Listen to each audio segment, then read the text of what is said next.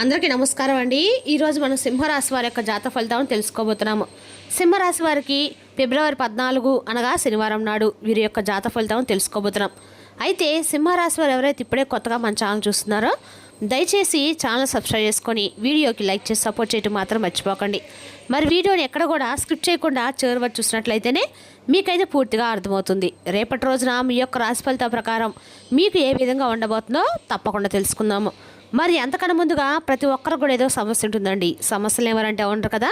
అంటే ప్రేమ, పెళ్ళి, ఉద్యోగం, వ్యాపారం, ప్రేమించి మోసపోవటము, నాగదోషము, సంతానం లేకపోవటము, భార్యాభర్తల మధ్య గొడవలు, ధనం నీకలు లేకపోవటము, రాజకీయము, కోర్టు సమస్యలు, మీ మీద చెడు ప్రయోగాలు చేయటము, ఇలా ప్రతి ఒక్కరు కూడా ఏదో ఒక సమస్య ఉంటూనే ఉంటుంది. అయితే ఎక్కడెక్కడికో వెళ్ళి జ్యోతిష్యం చెప్పించుకొని నిరాశ చెంది ఉంటే ఒక్కసారి మన గురుగారిని కాంటాక్ట్ అవ్వండి. శ్రీ ఇంద్రకీలాద్రి కనకదుర్గమ్మ ఆశీస్సులతో జ్యోతిష్యం చెప్పను. మన గురువు పేరు వచ్చి పండిత రాజు గారండి. మీరు సంప్రదించిన ఫోన్ నెంబర్ 9730895167. చాలా నమ్మకమైన గురువుగారు. మన గురువుగారు స్త్రీ పురుష వశీకరణ చెట్లు చాలా ప్రత్యేకత కలవారు.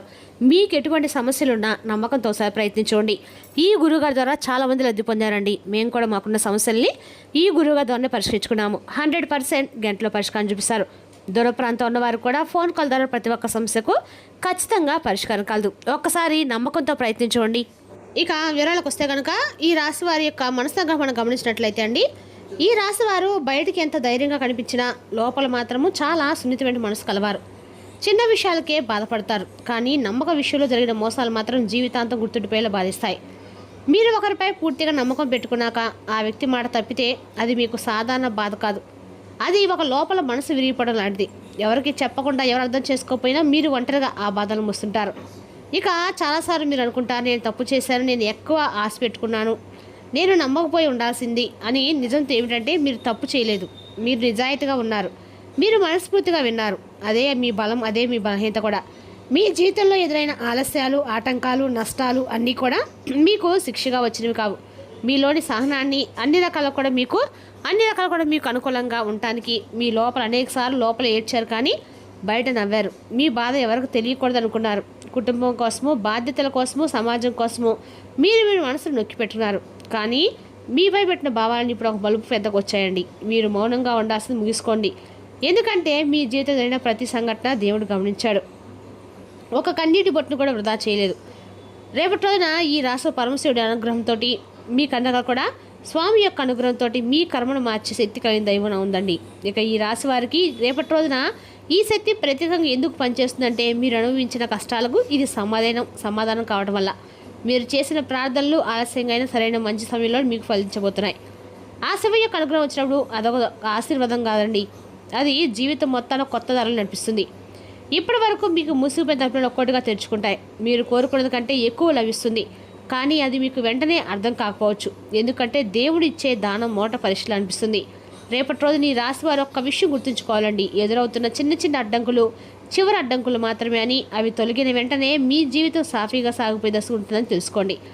ఇక మీ ఇంట్లో, మీ మనసులో, మీ నిర్ణయాల్లో పనిచేయడం మొదలైంది. మీరు తీసుకునే ప్రతి నిర్ణయము, మాట్లాడే ప్రతి మాట, చేసే ప్రతి పని ఇప్పుడు దైవ సంకల్పంతో జరుగుతుంది. రేపటి రోజున ఎన్న అక్షరం ఉన్న వ్యక్తులు అస్సలు పాత్ర అంటే ఈ వ్యక్తి మీ జీవితంలో సాధారణ వ్యక్తి అయితే కాదండి. ఈ వ్యక్తి గతంలో మీ జీవితంలో ఉండవచ్చు, లేదా చాలా కాలంగా దూరంగా ఉండవచ్చు, లేదా పూర్తిగా కొత్త వ్యక్తిగా కూడా ప్రవేశించవచ్చు. కానీ ఈ వ్యక్తి రావటం వల్ల ఒక కారణం ఉందండి. అది యాదృచ్ఛికం అయితే కాదు. ఈ వ్యక్తి ద్వారా మీకు ఒక నిజం తెలుస్తుంది. ఆ నిజం మీ జీవితం జరిగిన ఒక పెద్ద సందేహానికి సమాధానం అవుతుంది. ఇప్పటి వరకు మీరు అర్థం చేసుకోవడం సంఘటనలు పూర్తిగా స్ఫూర్తిగా స్పష్టంగా వస్తాయి. మీరు ఎందుకు ఇలా బాధపడ్డారు, ఎందుకు ఇలా ఆగిపోయారు, ఎందుకు ఇలా ఆలస్యమైంది అన్న ప్రశ్నకు సమాధానము ఈ వ్యక్తి ద్వారా బయటపడుతుంది. ఈ వ్యక్తి మాటలు మోట కఠినంగా అనిపించవచ్చు, కానీ అవే మీకు మేలు చేసే మాటలు. ఈ వ్యక్తి మీకు అర్థంలో కల్పిస్తాడు. మీ బలాన్ని మీకే గుర్తు చేస్తాడు. మీరు తక్కువ కాదని, మీరు ఓడిపోలేదని, మీ సమయం ఇప్పుడు మొదలైందని చెప్పే దూతలు అంటాడు అనుకోండి.